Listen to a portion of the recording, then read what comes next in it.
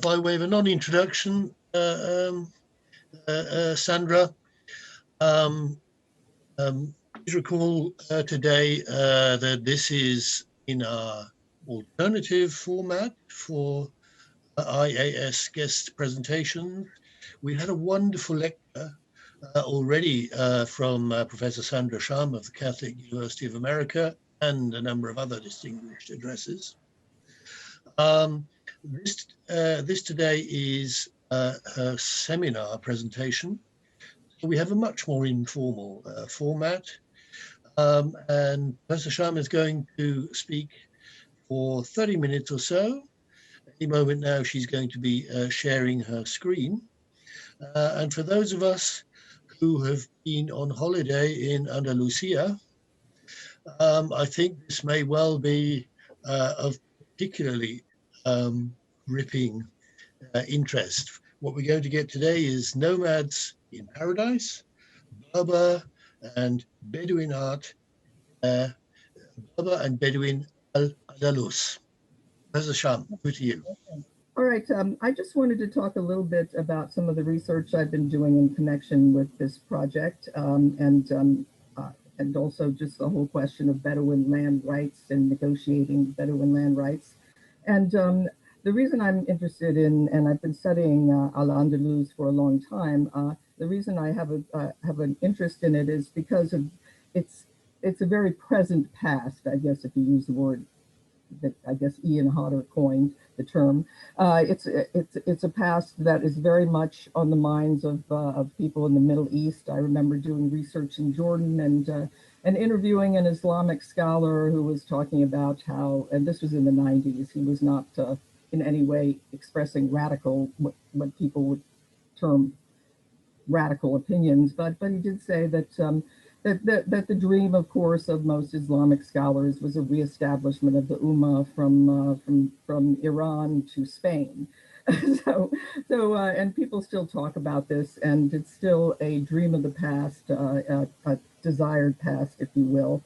Nomads in Paradise seem to me a kind of contradiction in terms, because the paradise that's described by one Andalusian poet as the splendors of such perfection, they call to mind the beauty of absolute certainty, the radiance of faith.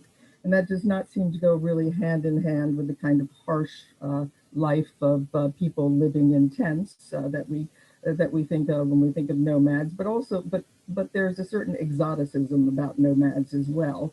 And these aspects about Andalus that I actually want to focus on, I know a couple of people said they've been there to Andalusia or have residences there, but actually I'm going to focus on North Africa because Bedouin and Berber Al-Andalus, I mean, obviously they had conquered parts of Spain and Southern Europe as well, but it's a lesser known kind of history, and it's all but forgotten in terms of the people who envision Al-Andalus as a golden age of tolerance.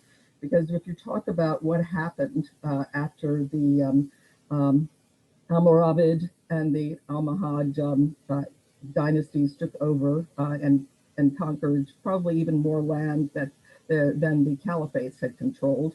The age of tolerance had pretty much ended, and because these they're often described, both of these dynasties, as being fanatical Muslims, and I don't like that term. I just think that they were both interested in reviving a new version of Islam that was a lot less worldly than that people associate with the Caliphate, and making the giant leap from the ancient past to the present, as I usually do. I also connect this in some ways with recognizing the rights of nomadic peoples to land in Middle East and North Africa. And the connection, of course, I see is that when we think of Al-Andalus as being Spanish with the Muslim overlay, we are sort of denying the history of the nomads who ended up taking over, and of course they ceased to be nomadic, which is why I have problems with the term nomadic empire. But still, they had a nomadic past. So in connecting that past with the present, we see that I have always seen the denial of the history of nomads, whether it be Bedouin or Berber, to be connected with the problems in establishing land rights today. And today the struggle in terms of the international struggle is going on in various places, but I think I compare the what's happening in the Levant, particularly in Israel, with what is happening in Morocco with respect to the Berber, because really Morocco and Israel have taken similar approaches to nomadic peoples and how to resolve the question of how nomads can coexist with the state. In both cases, it's been a bit heavy-handed and and not had the desired results, of course, and created a lot of antipathy. And of course, I think the since Israel and Morocco, as of December, just a couple of months ago, normalized relations, I think probably there would be even more of a similarity in the way that they treat nomadic peoples within their borders.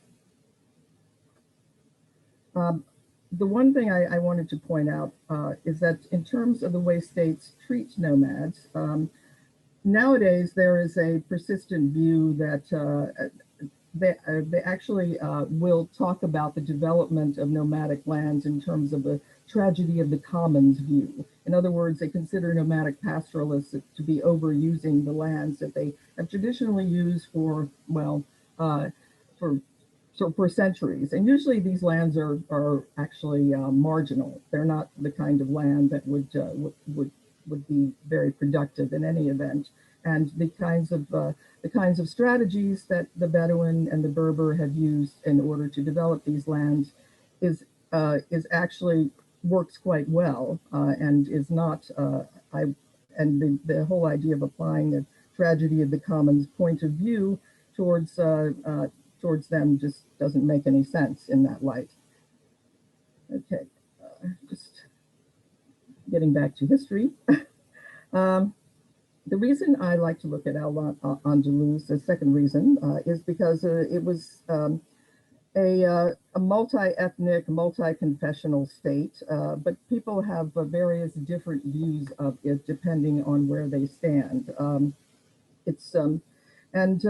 you look at the history of this region during the Caliphates and also later during the Berber dynasties, Berber, by the way, is actually Amazigh is the word they prefer, but most people aren't familiar with that, and most of the literature says Berber still. It's considered to be kind of pejorative at this point, but in any event, going back to Al-Andalus and ethnicity, land, and the state, this sort of multi-ethnic, multi-confessional state was, in a way, to me, one of the first modern states, and certainly in medieval period, it had a lot more aspects of what we have come to look at multi-ethnic nation states today. But the unresolved issue was then, as it is today in the Middle East and North Africa, nomadic sedentary relations. And the history of nomadic sedentary relations during Al-Andalus is quite a familiar one, even though the greater part of Al-Andalus history was the history of people who had been formerly nomadic. Of course, the first thing you do is when you establish a kingdom, empire, or control over a certain area or conquer a certain area is build cities. And of course, they as the Almoravids became progressively more urbanized, more cosmopolitan, that's when the Almohads arose because they considered them to have a form of Islam that was not really, that was too heterodox and too worldly. So this is sort of a nomadic cycle. It's described by Ibn Khaldun in some ways. He talks about the good of nomadic peoples and how they cycle into civilization and become bad. It's sort of a very simplistic view, but still, it's borne out to some extent. Okay. Now, just a word about the title Bedouin and Berber. Of course, the Berber dynasties are represented by the dynasties themselves, the peoples who. It also includes the Marinids who came along, but they ruled a far smaller Al-Andalus than the Almohads or the Almoravids. The Bedouin, of course, are less attested to until the 11th century. And this is really, 11th century was really the time in which Morocco became Arabized, not under the Caliphates. Of course, Arabs were controlling North Africa and Spain during that time period, and Arabic was spoken widely and enforced as the main language. But still, the real Arabization of Morocco took place actually in the middle of the Berber dynasties, but while they were still ruling in North Africa and southern Spain.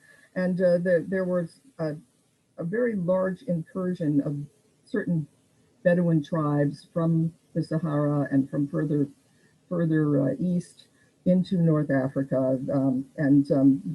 These Bedouin, of course, brought with them the Arabic language, and that they changed the whole character of the state of Morocco today. And of course, people in the cities, when you go to Morocco, you ask people in the cities about their background, they'll say we're Berber and Arab. You go to the countryside, it will be one or the other. No one identifies as both in the country. And of course, this all has to do with the uses of the land that people have developed over the centuries. Okay. Well, I just want to talk a little bit about the way people view Al-Andalus, because it's kind of interesting. I mentioned the story of the Jordanian Islamic scholar, but there are so many different views of it. And I think it really reflects the fact that its history is not monolithic, as is often presented, as this romantic Andalusian history that resulted in the age of chivalry and had such an effect on the romantic movement in the medieval period in Europe. That, of course, is the Caliphate, Al-Andalus. But the ideal, I think, that most Arabs are looking at is the Al-Andalus that was compatible with both Bedouin and Berber lifestyles. So, first, just to talk about how scholars talk about it. Jonathan Holt Shannon is a scholar of modern Arab history, but also looking at the past through the lens of Arabs, as an anthropologist would as well. And what he says about Al-Andalus is that Arabs cast the story of Al-Andalus as one of the fulfillment of destiny of the Arab people, arising from distant deserts, conquering and opening new land. And then there is the sort of wispy romantic view that Maria Rosa Menechal probably exemplifies most, because she talks about the Golden Age, a remarkable medieval culture rooted in pluralism and shaped by religious tolerance. Both of those, of course, are exaggerated, but the conquest probably the conquest was not as extensive as many Arabs today imagine, and certainly the Al-Andalus was not a golden age of tolerance as Menechal imagines. So now we get to intolerance. Well, actually, Andalusian history represents a lot of different negotiations based on class, based on ethnicity, based on what type of lifestyle you lead, and really it was much more complicated than just Islamic rule, which tolerated Christians and Jews, and of course the toleration came along with a few abrogations of rights, and also the much hated tax later on. Really, as I said, Al-Andalus is kind of a model for nation states in that it does have problems negotiating between all of these different different factions, and really was not really not, neither under the Caliphates nor under the Berbers was Al-Andalus a state that was successful in settling these differences that some of which were centuries old and some of which were new and were taking place as a result of the massive Bedouin Arab incursions in the Middle Ages, in the 11th century. Okay. Well, just to sum up a little of the real and ideal Al-Andalus, the ideas that people have about it, and historically, what the literature gives you, just to give a brief overview and very brief, simplifying it to a great extent, but we see urbanized Arabs allied with nomadic Berbers and in terms of how the Caliphate took over this part of the world and actually made the incursions into Spain.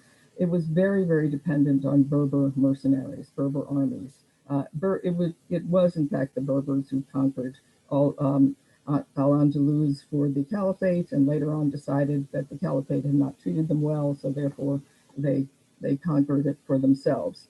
So the Bedouin incursions I already mentioned, a part of the history. Nomadic Berbers arising from Sahara to conquer urbanized Arabs. That was the Almoravid dynasty. They were from the Sahara. They were fully nomadic. But the Berbers, the Almohads, who lived in the Atlas Mountains, were partially pastoral nomads, and they were the ones that took over Andalusian rule from the Almoravids because they considered the Almoravids to be not religious enough.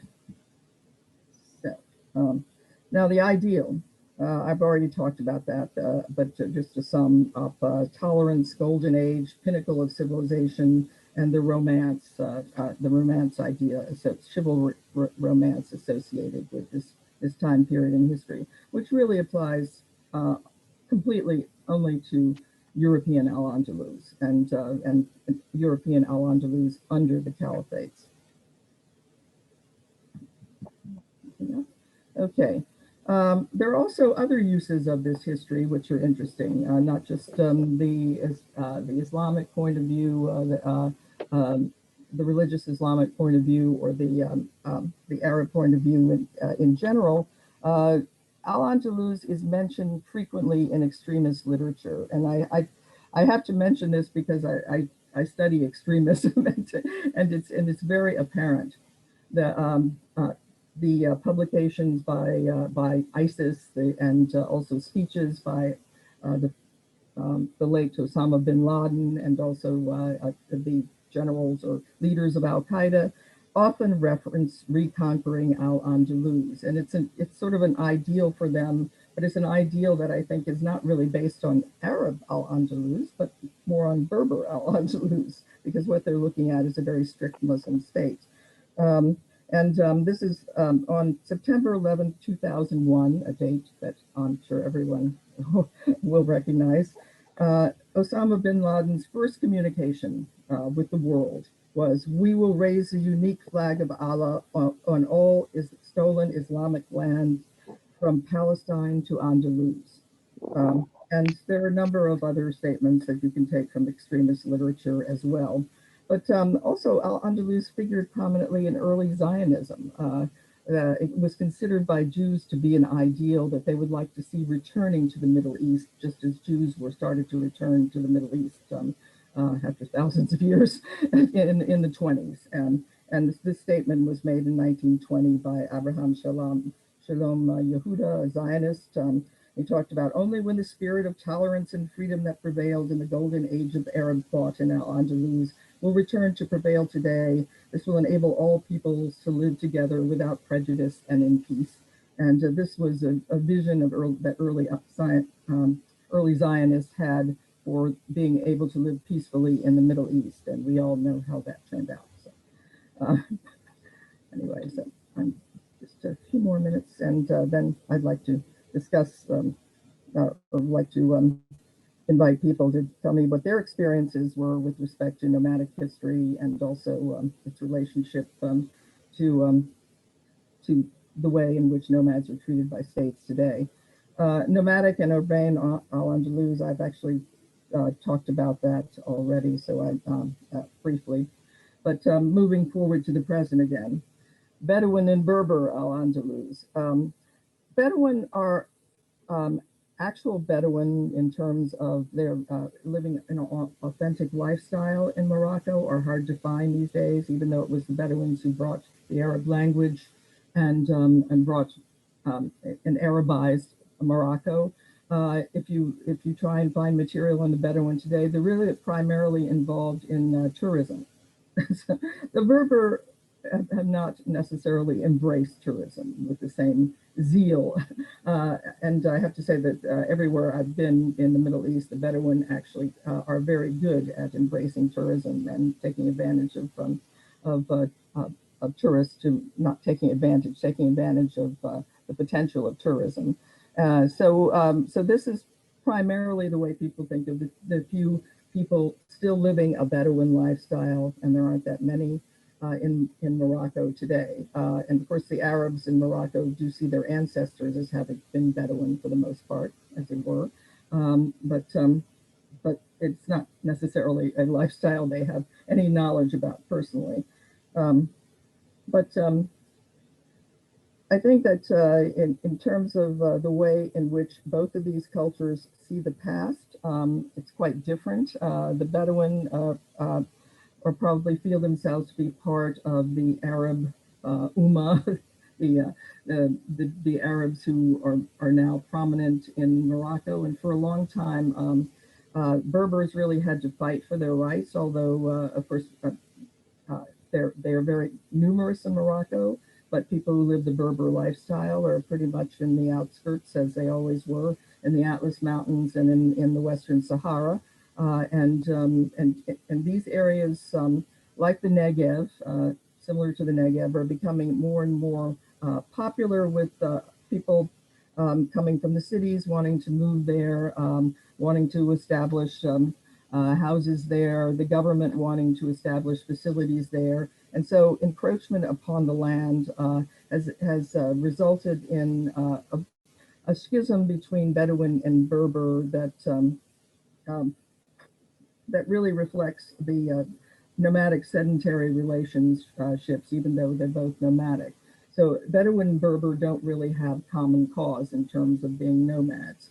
And of course, in the areas in the Atlas Mountains that are being settled by urban Arabs, there is a great deal of antipathy between both the Arabs who see the Berbers as being sort of savage and barbaric, and the Berbers who see the Arabs as basically trying to take their land away. So, the final one, I'm going to skip over. Oh, yeah. Okay. So, actually, with that, I think I'll just stop here. And I had these are questions I have. They're my research questions, but also I'm interested in people who have studied nomadism in this group or study nomads elsewhere. What they feel about some of these questions, in particular nomadic history, how history is recorded of nomads, how our visions of Al-Andalus in the West has conveniently forgotten the very strict Berber dynasties. In fact, I think I didn't know that history very well until about 10 years ago. So I don't remember learning it in college. Okay, and to the question I posed the last time about nomadism, Berber is definitely an ethnicity. It's definitely distinct language. It's not a lifestyle. But the argument is always with the Bedouin, they're Arabs. Why are they different from other Arabs? Is it lifestyle? Is it religion? Because they have a very relaxed view of religion. And they're often considered outsiders in terms of the Muslim religion because of that. These questions and just how to recognize the history of nomadic peoples in terms of how they are treated today within nation states. They'll never be, of course, completely free because of national boundaries, but there has to be some sort of rapprochement. So now I want to ask for comments and questions from others. Well, let me kick off. Sandra, for my sins, I wrote a book on gypsies about 10 years ago, or what we currently, in fact, are still allowed to refer to as gypsies, Zigeuner, Roma Sinti, and so on and so forth. And in the course of attempting to come to terms with the gypsies as a gajo, which is what they call non-gypsies, it means inhuman. I discovered that they weren't nomads at all.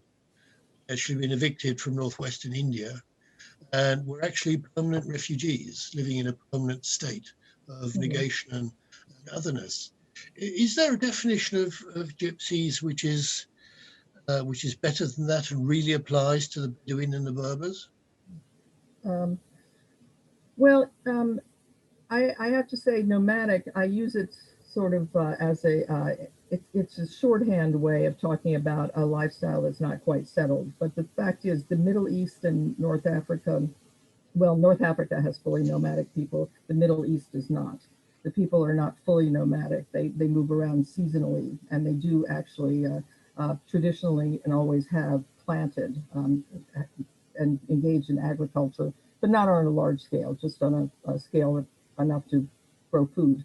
So, but it's really pastoralism is a correct term. So, in terms of whether they're, I look at them as nomadic and characterize them that way because that's vis-a-vis the state. I mean, because they still move around. They're not quite sedentary. They're not quite living on a piece of land that they have a deed to.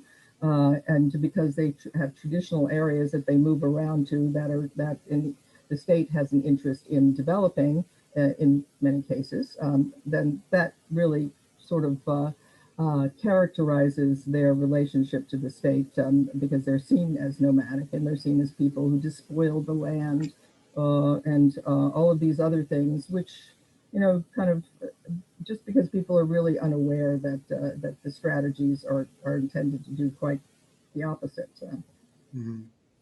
So, but has anyone else? I was interested in anyone else who has worked with or studied nomadic or semi-nomadic cultures or people that have seasonal movements. Hi, Sandra. Thanks for the talk. I was interested to follow up your point about common land versus communal land and whether the distinction makes a difference for tragedy of the commons. Whether or not I've got a question kind of depends on what you tell me about what the distinction is between those. Is it that communal land is shared by a defined social group and common land isn't? Yeah. Yeah, and communal land, at least the way I look at it, is actually, I hate to use the term regulated, but it is regulated by tribal traditions and its use is determined on the basis of clan identity and family. And in terms of the Bedouin, the Berber have a slightly less rigid kind of way of allocating land rights, but it's pretty much also, I would put that in the communal category. And I was just surprised when I looked at the development literature and I found out that they were all talking about how pastoralists destroy the land. And, certainly that happens. I mean, it's a fact, but it sort of, none of these development plans took into account that one of the reasons why the land was degrading, probably under pastoralism, had to do with restrictions on the way people have been accustomed to dealing with their herds. I mean, moving them from one place to another. And of course, that now it's more and more difficult to do that. Yeah, so, is communal, first question is then, is communal land, and I'm sure there are anthropologists here who know about this sort of thing, is communal land generally more associated with a greater degree of sedentism? And if it is communal land of a more defined social group, presumably that means that there are more rules or more sort of ability of the group to define how access works and how rotation works and that sort of thing, and therefore the tragedy of the commons would be mitigated perhaps more in communal land compared to common land. Yeah, I think that let's say, getting back to your first question, in terms of those adopting a sedentary lifestyle, most, I would say, not most, but a certain percentage of Berber and most Bedouin have, in Israel, not in Jordan necessarily, have become more sedentary and mainly because of state restrictions. And even some Berber have become more sedentary. They've settled in the Atlas Mountains, and that is why the result of the resentment against the Arabs who want to live there as well now. And people they identify as Arabs. I mean, really, the population in Morocco is quite mixed, but it really has to do with cultural identification and other things. But it's just basically, I think that the commons, as characterized by the work that's done elsewhere in the world, that just the unregulated use of common land just doesn't apply. And again, then back to nomadism, there's a lot of discussion about who is nomadic and who is not. I think the Bedouin I've talked to think of themselves as nomadic, but I've seen anthropologists say the only fully nomadic people in the world are the Sami. So, so it's it's a scale, it's a continuum, I think. And in the Middle East, it's very much people go back and forth between the two strategies: sedentary farming and nomadic pastoralism. I've got a couple more questions from Nicholas Blomley and Veronica Strang. Veronica, let me be a little bit ungallant so that we don't get 3 IAS directors in a row here. Nicholas Blomley, would you like to ask your question now, please? Don't forget to unmute. Sorry, Veronica was ahead of me quite considerably, so I'm quite happy to defer to her. Yeah, I was going to suggest the same thing, Nick, so you go ahead. Okay. Well, all right. Thank you so much, Sandra, for your presentation. I just want to put scare quotes around tragedy of the commons. It's a completely bogus concept created by Hardin. We're actually talking about the tragedy of privatization rather than the tragedy of the commons. The commons, by definition, as we all know, I hope, is by definition regulated, and so I think this is a crucial point that I just, because sometimes people assume that concept as a given. And we know Hardin even himself ultimately agreed that he was actually talking about open access rather than commons.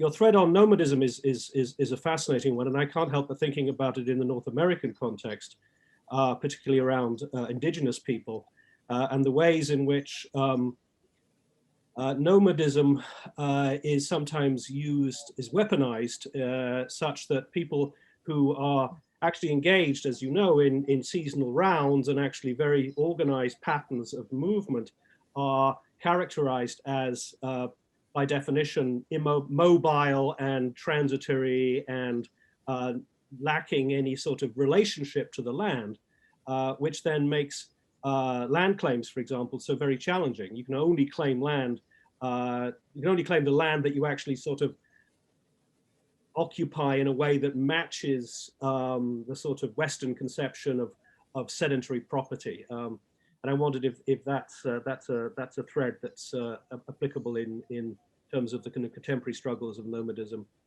in the context in which you're working in.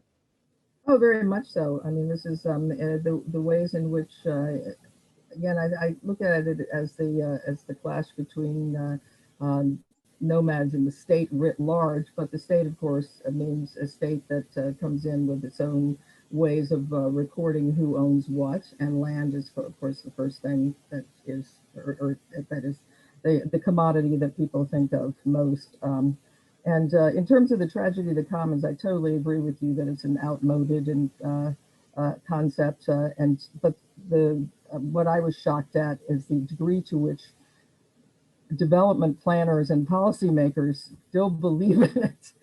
It reminds me of when I was interviewing, I guess, special operations soldiers in Yemen one time, and they told me they believed in a clash of civilizations model.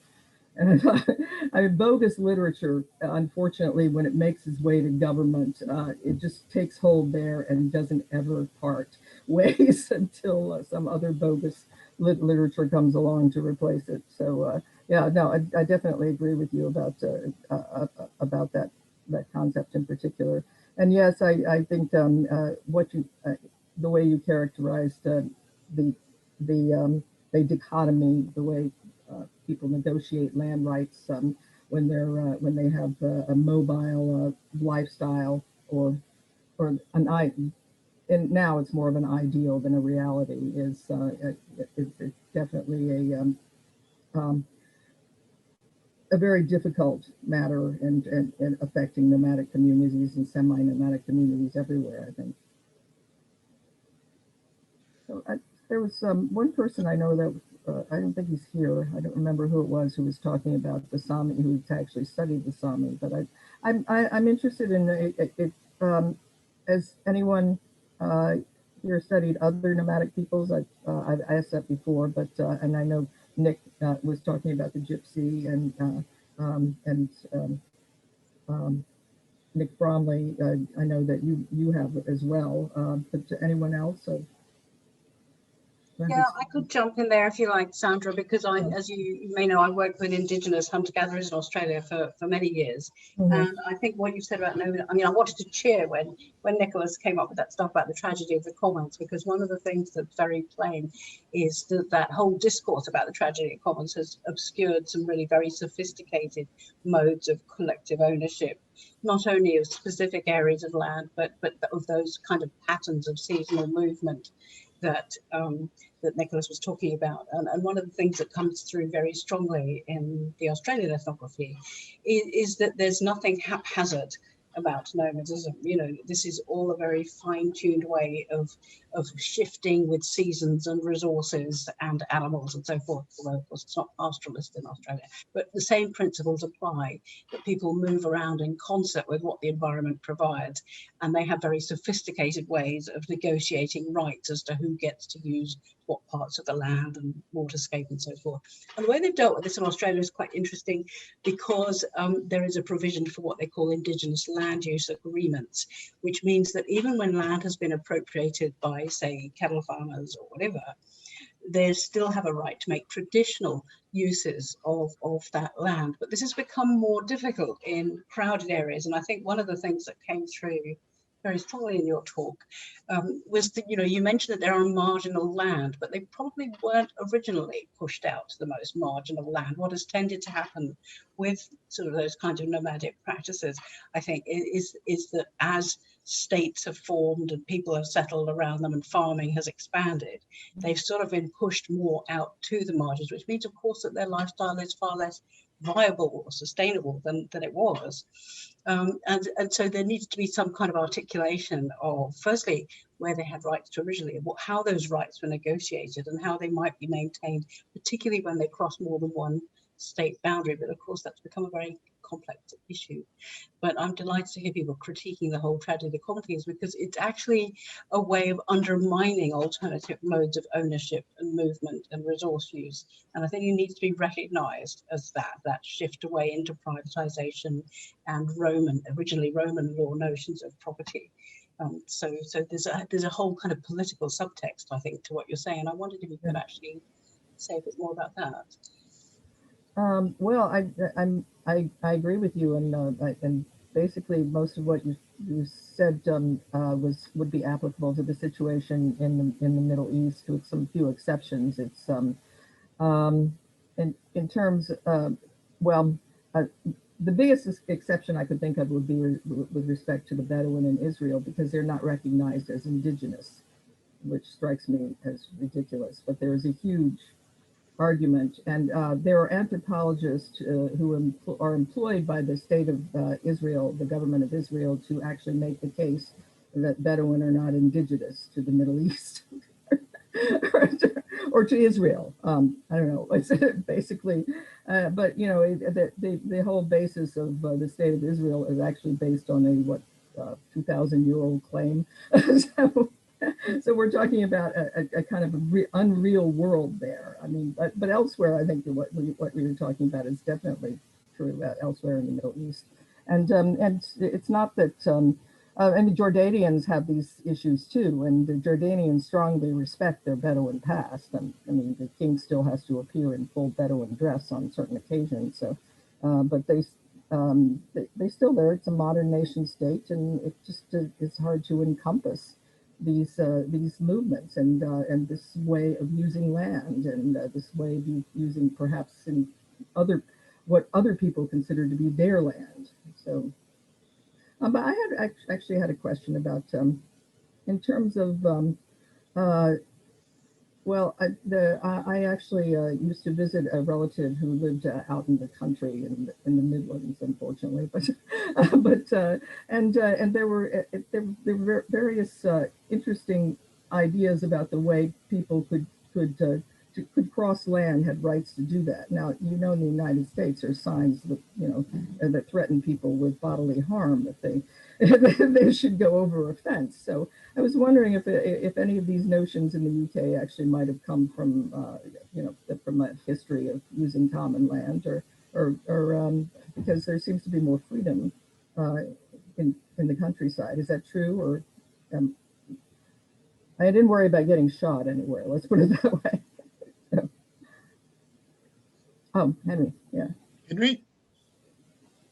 Oh, yeah, sort of that's in a, I was trying to think of how to comment, but because I think a bit like Nick was saying with, I don't think quite scarecrow quotes around nomad, but but nomadism and commons are definitely like really tied together in the negative, in the oppositional, in that sort of, you know, from the nomadic way of life, that these are not a claim, are wasteful, are oppositional, are something to be something improper, and there's sort of interesting literature that directly connects property and proper as sort of for how those sort of terms are used.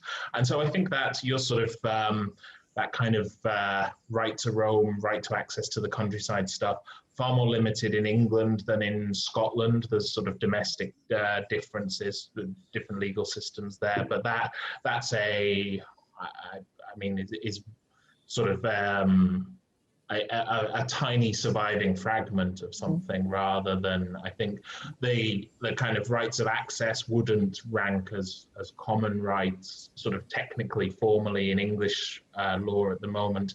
They're a lesser right than a commons right. Yeah, I'm not sure where I was going further than that, other than saying I think that it's interesting to tie the two concepts together as things that were actively opposed in the institution of modern kind of political and economic systems. So I think you see the kind of as you know, tools of colonialism and empire to identify alternative ways of political order as nomadic and therefore not being proper states, or to be commons and therefore wasteful. Yeah, no, I definitely agree with that. And I didn't talk much about the colonization aspect because, well, limited time, but that has certainly put a stamp on the way in which people think about nomadism and semi-nomadism today. From the first attempts, of course, the Middle East is a history, a succession of empires. That's how you teach Middle East history, unfortunately. Like nothing else ever happened. But you know, it's an area that's been circumscribed by a lot of different imperial empires, and they each took a different approach to colonization. I guess the latest one, the Ottomans, like to move people around based on whether they were causing problems or not, but made an attempt to interfere with the Bedouin originally, but actually decided that was that they actually had a better use for them in terms of guarding the borderlands. So it's different approaches to these states and colonizers to nomadism over the years has made things very complex, and it's not really a history that's very easy to ferret out. I've tried to study Bedouin history for a long time, and there are very few sources that are really historical. There's lots of anthropology, but the records, the records are not there, except in the Ottoman period to some extent. It's, the chat thread is warming up, and there's someone called Chris Gerard had a comment which he was trying to insert just now. Chris, do you want to go ahead?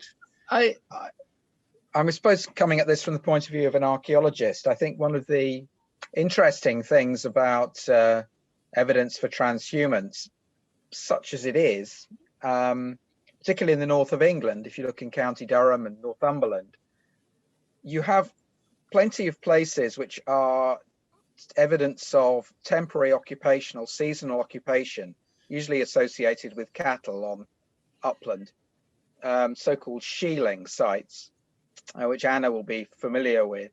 But I think the really interesting thing is how dynamic these landscapes are, because we have plenty of evidence from place names which shows that some of these temporary settlements become permanent, and other places which were permanent become seasonal.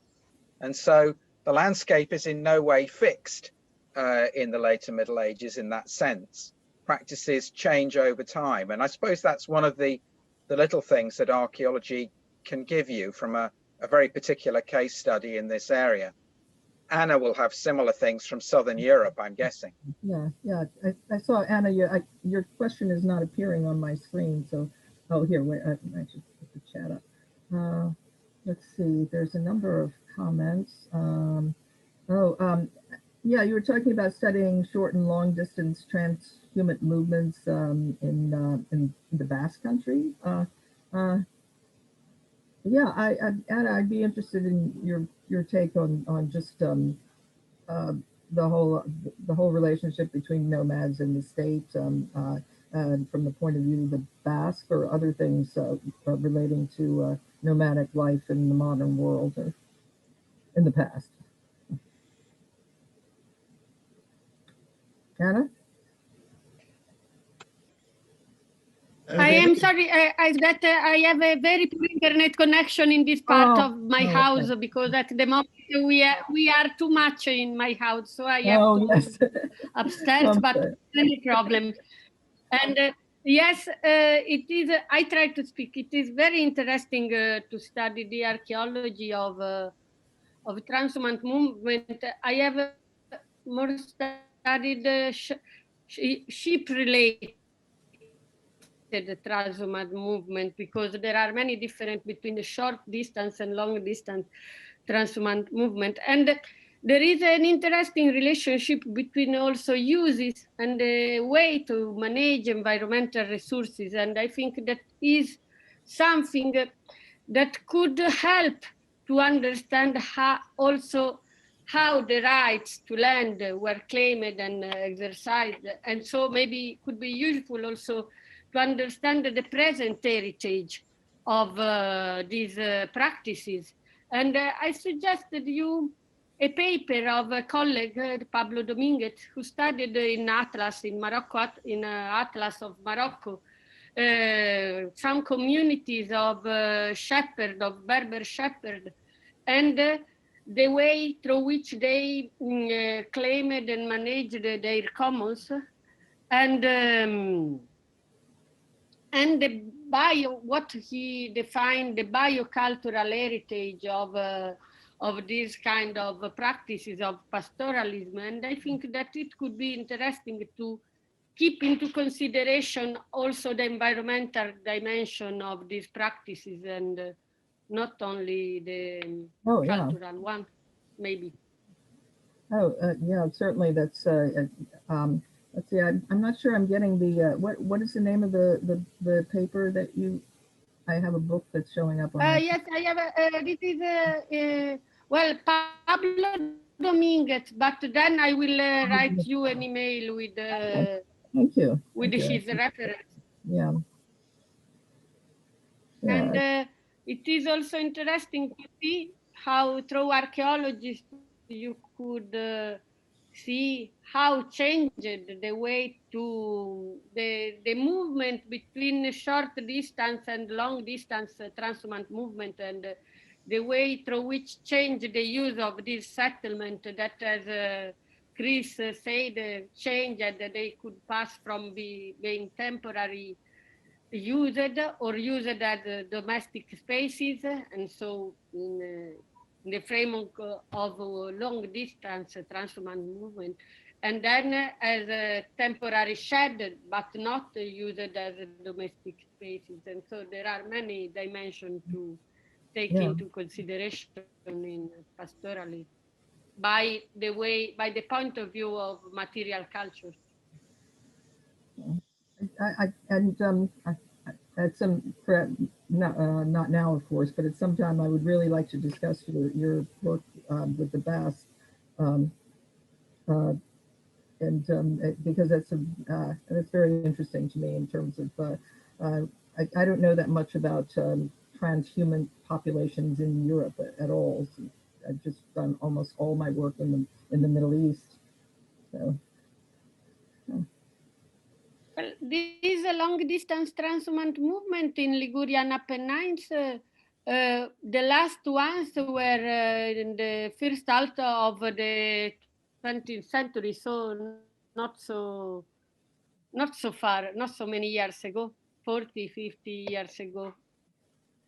You know, also in Spain, I think that in many parts of Spain, they are still in use. Well, in Aizcorri, where I studied, they still used to use a summer pasture in the framework of long distance transhumant movement. The difference is that they reach the place with the camion by car and not by walking. This is a quite big difference. What Anna brought up, the whole idea of nomads and finding nomads in the archaeological record, that's a whole I did my dissertation on trying to locate nomadic pastoralism in prehistory, which was really a challenge. Yeah, nomads in archaeology, I would be interested in hearing from other people about that too, about their experience with the archaeological record of nomads.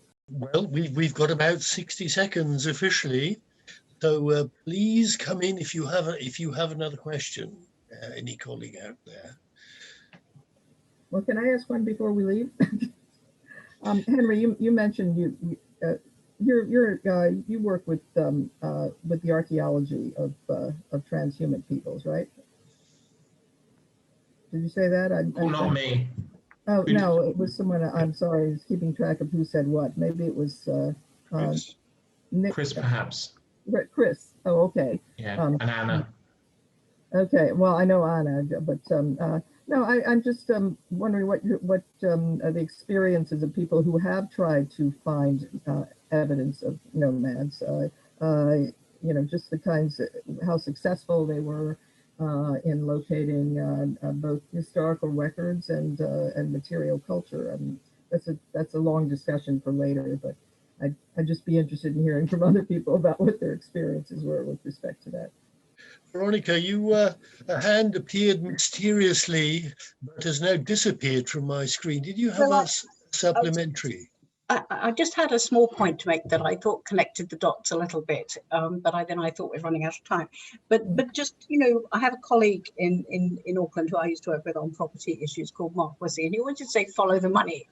And it strikes me that one of the ways we might bring these kinds of areas together that Henry's talking about, the commons issues and what Chris is talking about, is by focusing on what kinds of rights give people access, ongoing access to resources. And something that popped into my mind, which may be a little wacky, is to think about fishing and foraging in the UK, because actually there's a whole set of interesting legal rights of access to resources, provided that they're at a suitably low level. So, you know, this is something you find. Fishing is actually a really interesting comparison because it depends on the fluid movement of people and resources, but it also has these very explicit and fine-tuned methods of limiting their access to numbers of fish, whether they're commercial or not, and so forth. And yet, if you went through the English landscape, I mean, angling is, of course, the biggest sport in the whole of the UK, which makes us all sound terribly dull.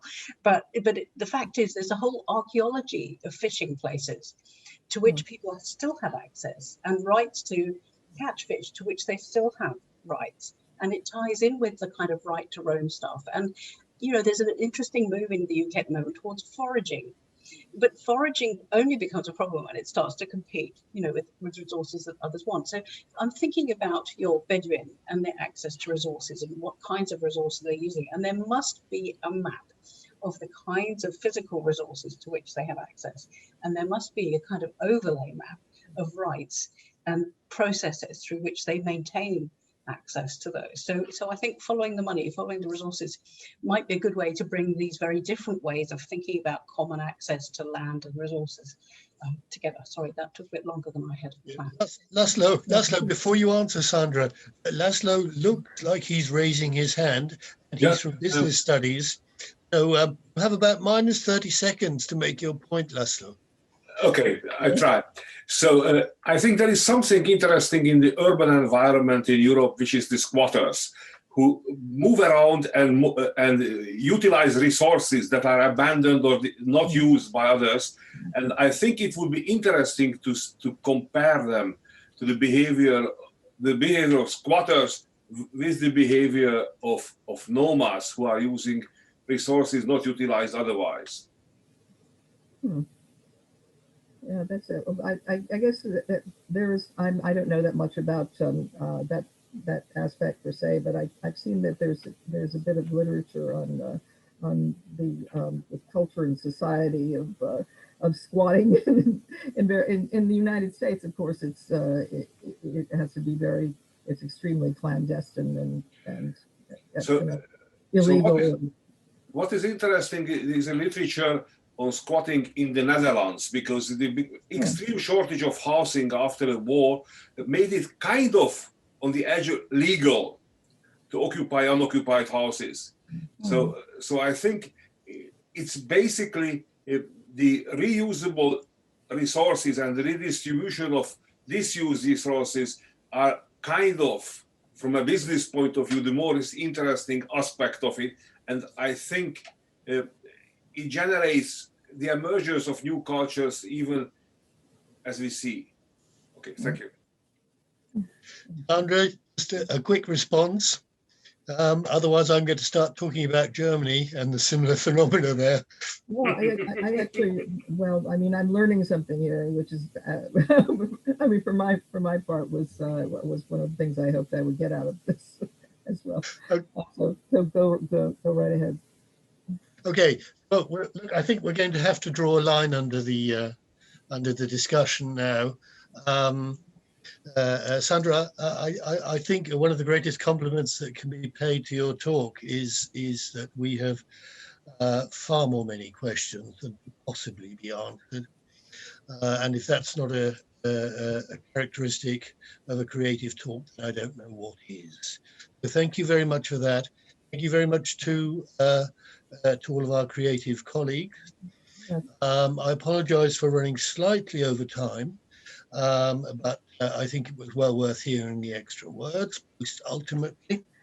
My last words are that our next exciting event, he's still here to listen to it, clapping his hands virtually, is Nicholas Blomley's Living in Hum, Curious Lives and Personal Possessions, on the 24th of February, 5 to 6 p.m. Via familiar IAS Zoom link. So thank you, Sandra, very much, and we look forward to hearing Nicholas in due course. Thank you all for stimulating discussion.